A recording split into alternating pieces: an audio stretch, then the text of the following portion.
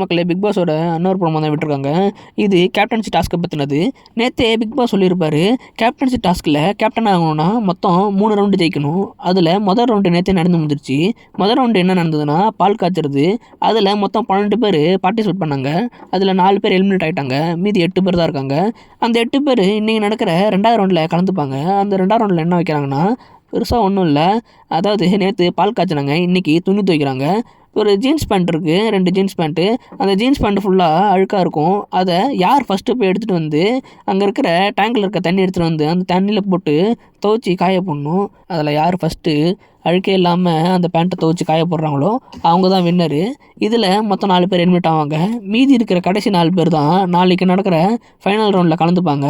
அந்த ஃபைனல் ரவுண்டில் யார் ஜெயிக்கிறாங்களோ அவங்க தான் அடுத்த வார கேப்டனு. அது மட்டும் இல்லாமல் எலிமினேஷன் ஃப்ரீ பாஸ் அவங்களுக்கு கிடைக்கும்.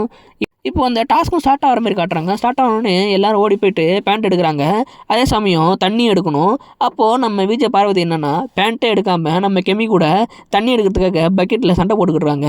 அப்போ அங்கே இருக்கிறவங்க, முதல்ல நீ போய்ட்டு பேண்ட் எடு, அதுக்கப்புறம் வந்து தண்ணிக்கு சண்டை போடலாம் அப்படின்னு சொல்ல, இவங்க அதெல்லாம் கேட்காம நம்ம கெமி கூட சண்டை போட்டுட்றாங்க. எனக்கு தெரிஞ்சு இதுக்கு ஒரு பிரச்சனையாக மாற வாய்ப்பு இருக்குது. அதோட அவங்க எல்லாருமே அவங்களோட துணி வச்சு காய போடுறாங்க. இதில் யார் ஜெயிச்சாங்கன்னு இன்றைக்கி எபிசோட் பார்த்தா தான் தெரியும். இந்த மாதிரி நிறைய வீடியோ தெரிஞ்சுக்க நீங்கள் சேனலை சப்ஸ்கிரைப் பண்ணிக்கோங்க. அடுத்த வீடியோவில் பார்க்கலாம்.